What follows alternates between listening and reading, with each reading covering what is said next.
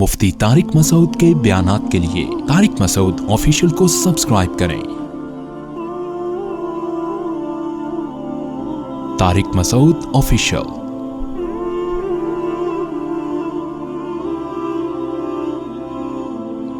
سورہ نور میں سب سے اہم ترین واقعہ تو حضرت عائشہ رضی اللہ تعالی عنہ کا ہے، جس کو واقعہ افک کہا جاتا ہے۔ افک کہتے ہیں عربی میں جھوٹ کو۔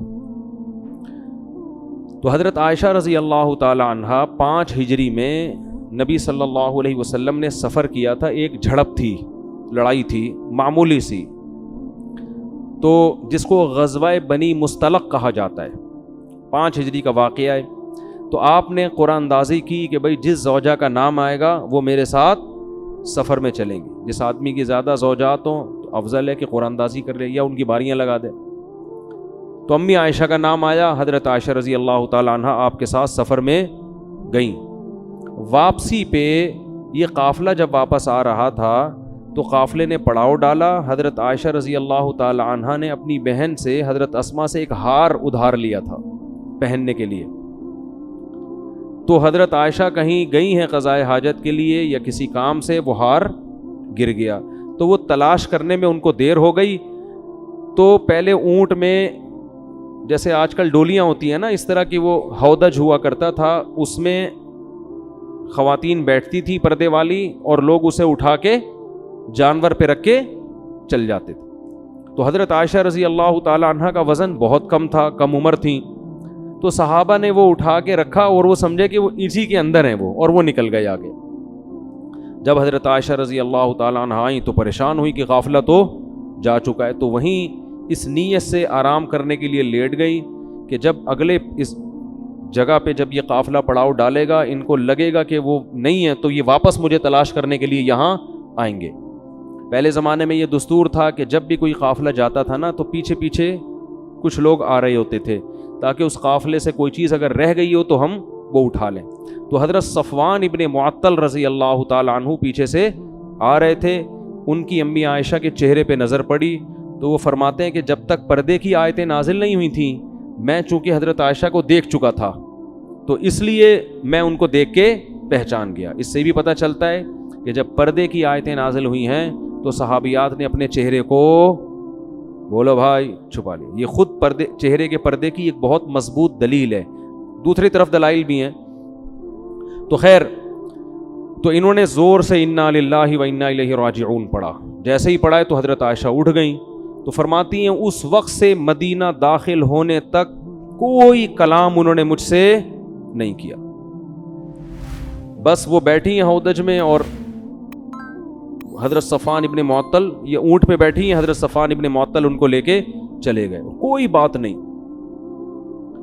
تو جیسے ہی مدینہ میں داخل ہوئے نا تو یہ عبداللہ ابن ابی ابن سلول، یہ بہت بڑا منافق تھا، منفی پروپیگنڈے کا اس کو موقع چاہیے، ہر معاشرے میں ہوتے ہیں ایسے لوگ۔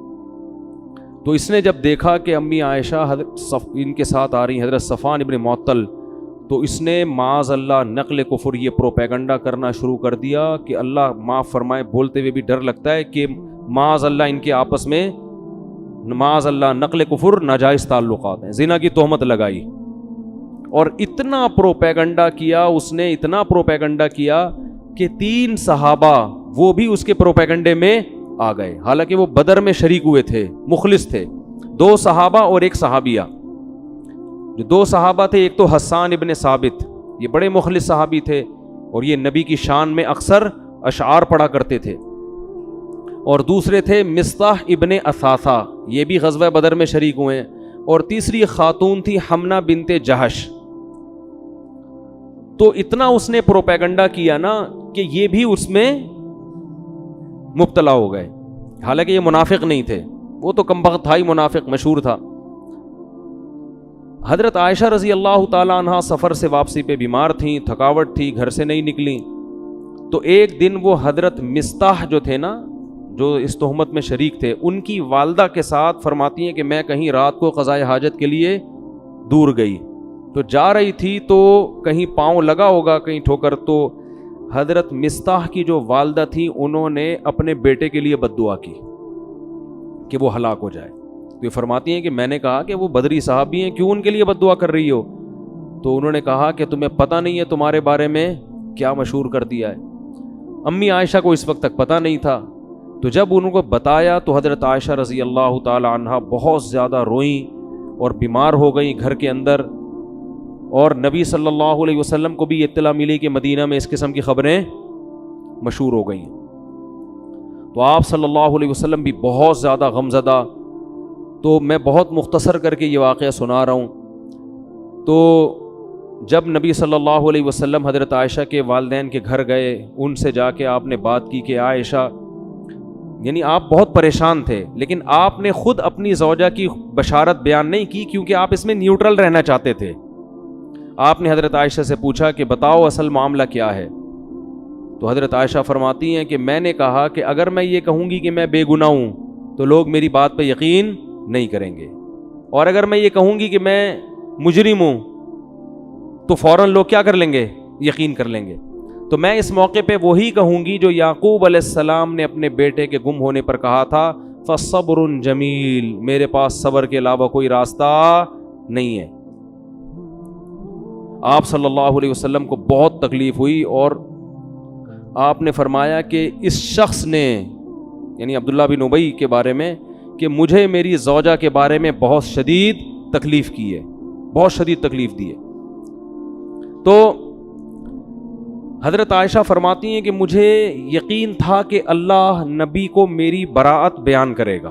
اچھا، اس میں پھر یہ تفتیش جب شروع کی گئی ہے تو سب سے پہلے سوکنوں سے پوچھا جاتا ہے نا، کیونکہ سوکنے تو سوکن کے بارے میں اکثر منفی سوچ۔ تو جب امہات المومنین سے پوچھا گیا تو انہوں نے سختی سے انکار کیا، انہوں نے کہا کہ ہم نے عائشہ میں ایسی کوئی چیز نہیں پائی، سوکن ہونے کے باوجود انہوں نے گواہی دی۔ حضرت عائشہ کی خادمہ سے پوچھا گیا، انہوں نے کہا وہ تو اتنی غافل ہیں، لاؤبالی پن جو ہوتا ہے نا گھر میں، جو یعنی ایک بچپنا جو ہوتا ہے کہ بکری گھر میں گھس کے آٹا کھا کے چلی جاتی اور ان کو پتہ نہیں چلتا، ان کو ان چیزوں سے کیا دلچسپی۔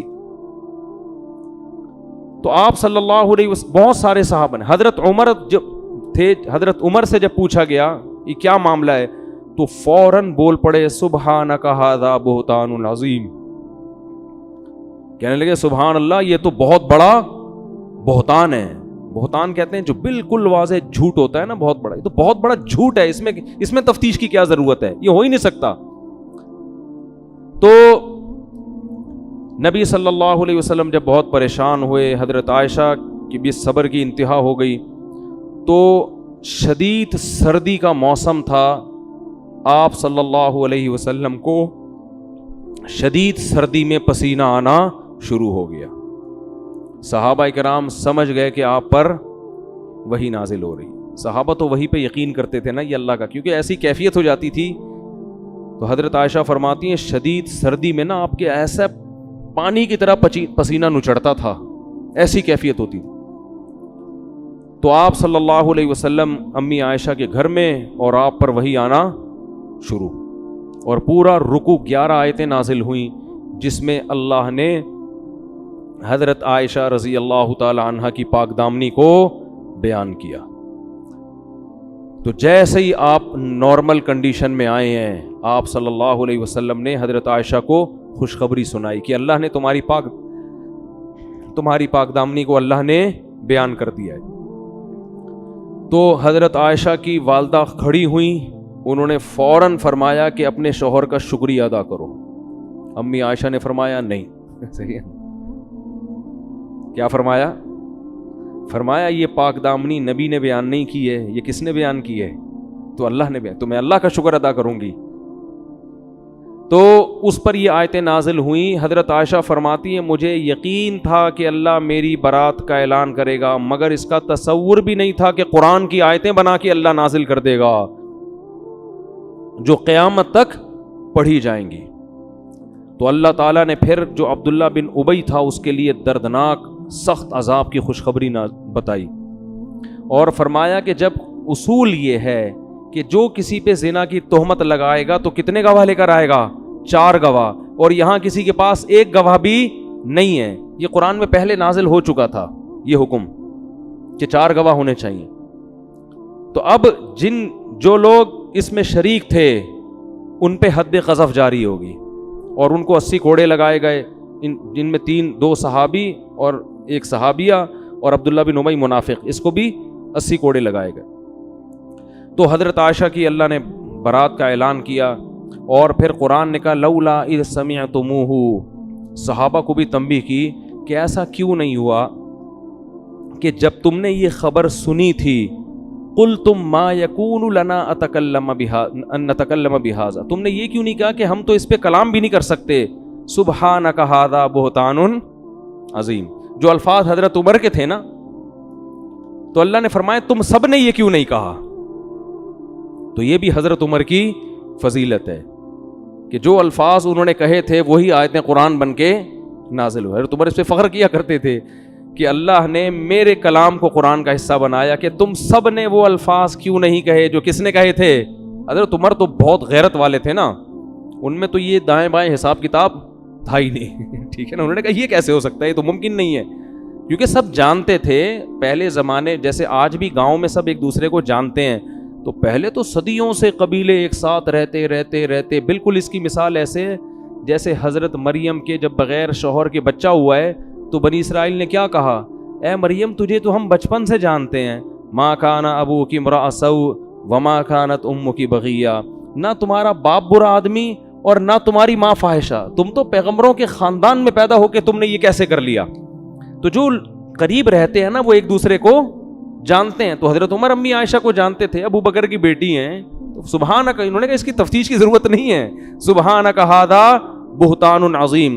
پھر اللہ نے فرمایا یعظکم اللہ ان تعودوا لمثلہ ابدا، اللہ تمہیں نصیحت کر رہا ہے اس کے بعد ایسی حرکت کبھی نہیں کرنا۔ اور قرآن نے کہا ان الذین یرمون المحصنات الغافلات المؤمنات، جو لوگ تہمت لگاتے ہیں پاک دامن عورتوں کو، الغافلات جو بھولی بھالی سیدھی سادی ہیں، جن کو ان فحاشیوں کا پتہ نہیں ہے، المؤمنات پھر مومن بھی ہیں، لہم عذاب عظیم ان کے لیے بہت بڑا عذاب ہے۔ تو اس میں اللہ نے امی عائشہ کو سیدھی سادی بھی کہا، مومن بھی کہا اور پاک دامن بھی کہا کہ بھائی تہمت اگر کوئی لگائے کسی پہلے سے کوئی فاحشہ عورت ہو، کوئی طوائف ہے مشہور ہے دنیا میں، اس کے بارے میں کوئی کہ اس نے زنا کیا ہے، برا تو یہ بھی ہے، جب تک گواہ نہیں آپ نہیں لگا سکتے، لیکن ایک پاک دامن اور نیک عورت پر آپ کیسے تہمت لگا رہے ہیں؟ پھر قرآن نے یہ بھی کہا الخبیثات للخبیثین والخبیثون للخبیثات، اللہ نے اپنے حبیب صلی اللہ علیہ وسلم کے لیے جس خاتون کی سلیکشن کی ہے وہ طیبات میں داخل ہے، وہ خبیثات میں داخل نہیں ہے، کیونکہ یہ تو اللہ کے حکم پہ آپ نے نکاح کیا تھا نا، خواب آیا تھا آپ صلی اللہ علیہ وسلم کو، تو اس میں بھی قرآن نے بتا، اس لیے علماء کہتے ہیں اس پر پوری امت کا اجماع ہے کہ پیغمبر کی بیوی کافر تو ہو سکتی ہے، فاحشہ زانیہ نہیں ہو سکتی۔ لوط علیہ السلام کی بیوی کافر تھی، زانیہ نہیں تھی۔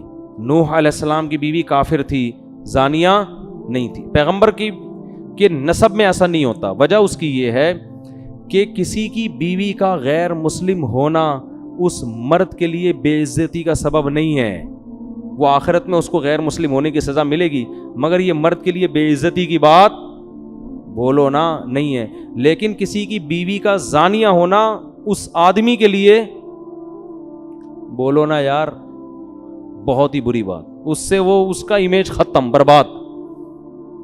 اور پھر آگے نسب میں کیا ہے، کیا پتہ چلے گا یہ بچے آپ ہی کے ہیں یا کہیں اور سے تو نہیں ڈاؤن لوڈ کروایا انہوں نے، کیا پتہ چلے گا؟ نسب خراب۔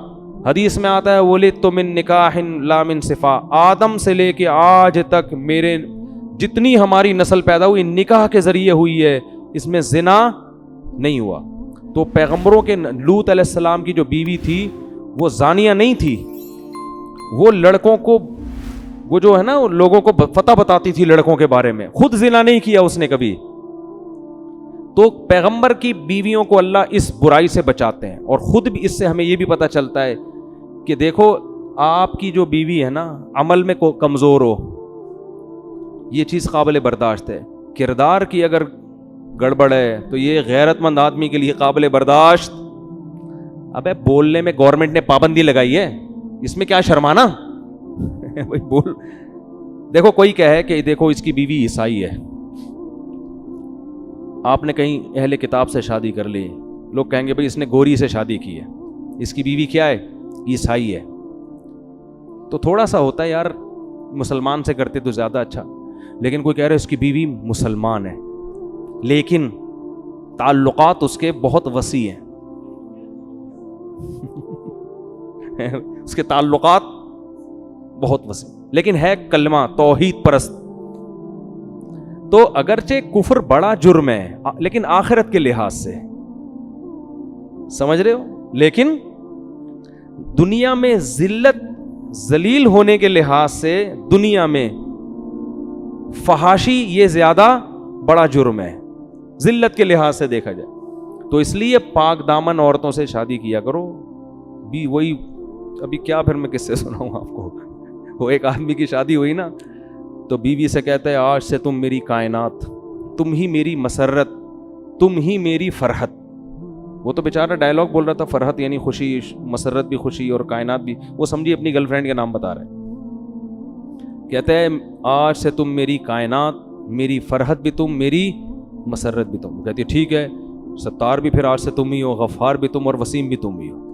جب تم نے فرحت، مسرت اور کائنات سے تعلق ختم کر دیا تو اب میرا بھی وسیم سے کوئی تعلق نہیں رہے گا، میں بھی اس کے نمبر ڈیلیٹ کر رہی ہوں.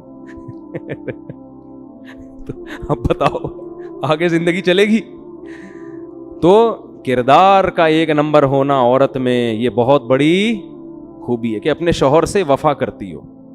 حضرت حکیم الامہ مولانا اشرف علی تھانوی رحمہ اللہ تعالی ہندوستان یعنی بر صغیر کے بارے میں فرمایا کرتے تھے، فرمایا بر صغیر کی اس وقت تو بہت تھا، یہ بر صغیر کی عورت میں ایک خوبی ایسی ہے کہ اس خوبی کی وجہ سے اس کی ہر خامی برداشت کی جائے گی کہ یہ اپنے شوہروں سے وفادار ہوتی ہیں. یورپ میں آپ شادی کرو نا بھائی، کچھ پتہ نہیں ہوتا کہ یہ جو منہ سے کہہ رہی ہو صرف تم، ہمارے ہاں بھی رکشے کے پیچھے لکھا ہوتا ہے صرف تم، تو یہ سچی مچی کا لکھا ہے یا ویسے ہی بیوقوف بنانے کے لیے لکھا؟ تو وفا بہت بڑی نعمت ہے، بہت بڑی دولت ہے. تو اللہ نے امی عائشہ رضی اللہ تعالی عنہا کی برات کو نازل کیا، اور اس واقعے میں بہت سارے اسباق ہیں. ایک سبق ہمیں یہ ملتا ہے بھائی، نیک اور پاک دامن لوگوں پر بھی تہمتیں لگ سکتی ہیں، اور ہر ایک کی پاک دامنی اللہ آسمان سے نہیں اتارتا. تو جیلیسی، حسد جہاں بھی ہوگا نا، منافقوں تو حسد ہوتا تھا نا کہ یہ تو ترقی کرتے چلے جا رہے ہیں، تو کوئی موقع ہاتھ سے جانے نہیں دیتے. حضرت مریم بھی کتنی پاک دامن، نیک، تہمت ان پہ بھی لگی، حالانکہ حضرت عیسیٰ ماں کی گود میں گواہی دے رہے ہیں کہ میری ماں پاک دامن ہے. معجزے اللہ نے کتنی اللہ نے بیان کیا نا ان کی پاک دامنی کو، مگر یہودی آج بھی حضرت مریم جیسی پاک دامن کو معاذ اللہ فاحشہ کہتے ہیں. تو دنیا میں برے الزام لگتے بھی ہیں اور پنپتے بھی ہیں، چل بھی جاتے ہیں وہ. امی عائشہ کی پاک دامنی اللہ نے آسمان سے نازل کی یہ بتانے کے لیے، وَتَحْسَبُونَهُ هَيِّنًا وَهُوَ عِندَ اللَّهِ الْعَظِيمِ وَهُوَ عِندَ اللَّهِ عَظِيمٌ. فرمایا تم اس معاملے کو ہلکا سمجھو، لیکن اللہ کی نظر میں پیغمبر کی زوجہ کا معاملہ بہت بڑا ہے. تو اس واقعے سے اللہ نے امی عائشہ کی فضیلت کو بھی بیان کر دیا کہ جو مقام اللہ کی نظر میں حضرت مریم کا ہے، اس معاملے میں وہی مقام اللہ کی نظر میں کس کا ہے؟ حضرت عائشہ. ان پہ تہمت اللہ نے برداشت نہیں کی، قرآن میں بیان کی. امی عائشہ کی پر جو تہمت لگی وہ بھی اللہ نے قرآن میں بیان کی ہے.